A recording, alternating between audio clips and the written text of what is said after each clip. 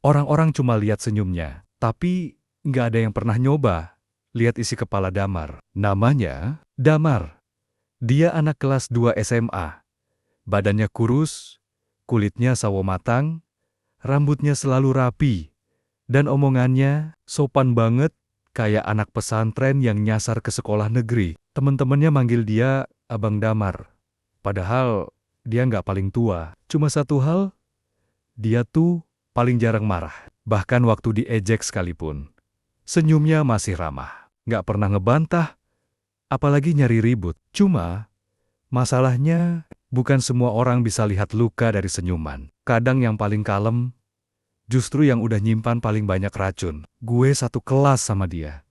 Dan jujur aja, awalnya gue suka iri. Anak kayak dia tuh kayak punya aura dewasa. Sopan, pinter, nilai bagus.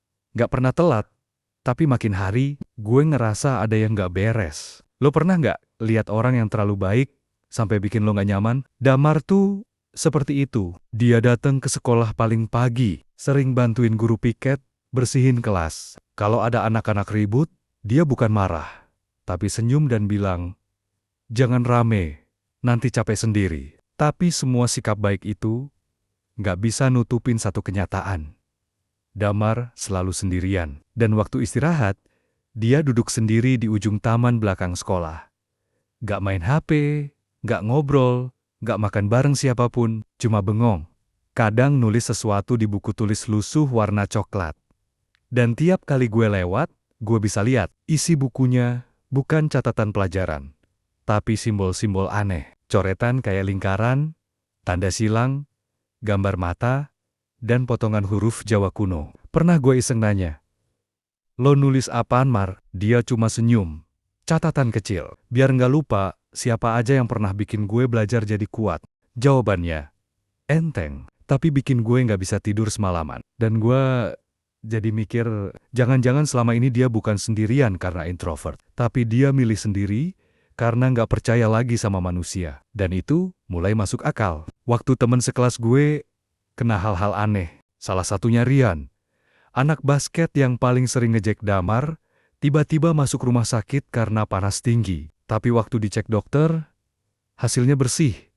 Nggak ada penyakit. Tapi di rumah, Rian katanya suka ketawa-ketawa sendiri malam-malam, lalu nyakar dinding sampai kukunya patah. Terus si Sinta, cewek populer yang pernah nyiram air kolam ke baju Damar, suatu pagi nemu boneka kecil dari kain perca di dalam tas makeupnya.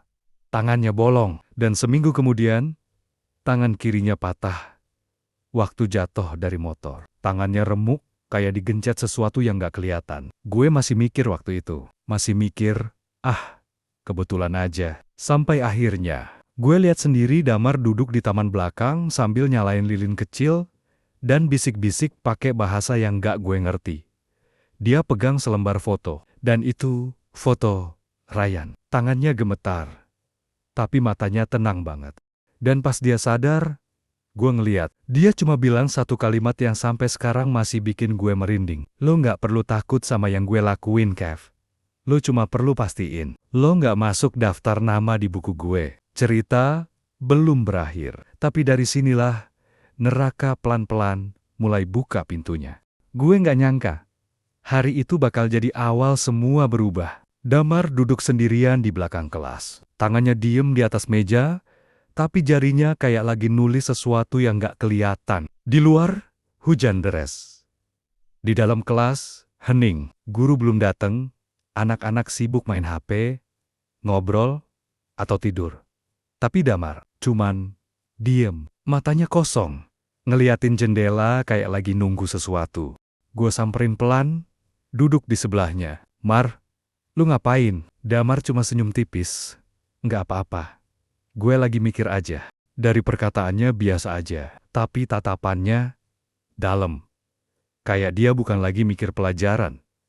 Bukan mikirin masa depan, tapi mikirin masa lalu yang nggak kelar-kelar. Yang nyakitin terus-terusan. Gue kira selama ini Damar baik-baik aja. Senyumnya nggak pernah hilang. Kalau ada yang ribut, dia yang netralin. Kalau ada yang berantem, dia yang jadi penengah. Tapi ternyata, dalam dirinya, ada badai yang gak pernah reda. Malamnya, Gue iseng buka Instagram fake account. Tahu-tahu nemu akun yang ngepost puisi-puisi aneh. Isinya kelam banget. Tentang rasa bersalah. Tentang dendam ke orang tua. Tentang pengkhianatan. Tentang rasa nggak dianggap walaupun udah ngelakuin segalanya. Salah satu captionnya, anak baik cuma gelar palsu. Kadang yang paling tenang, justru yang paling haus kekuasaan.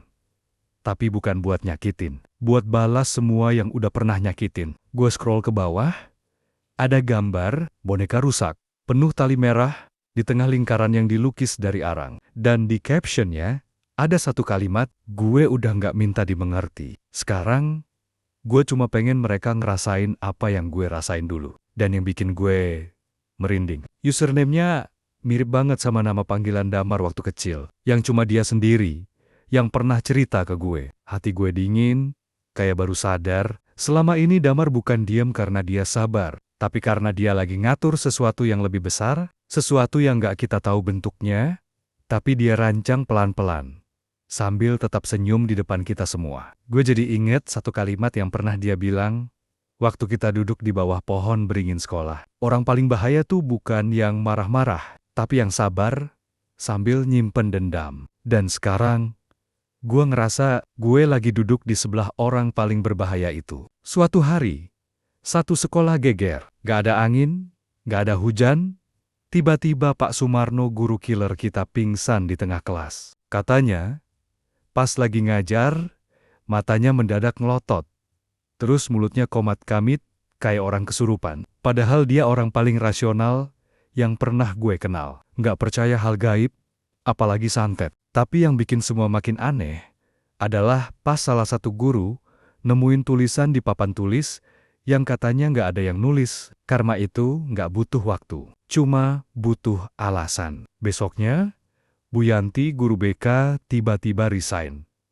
Alasannya, dia bilang dia ngerasa diawasi di setiap sudut sekolah. Ada bayangan hitam yang terus ngikutin, katanya. Malam-malam dia teriak di rumah, nyebut nama salah satu murid. Tapi pas ditanya, dia nggak pernah mau bilang siapa. Gua makin yakin, ini bukan kebetulan. Karena semua orang yang ngerasa Damar itu bisa dimanfaatin, pelan-pelan kena giliran.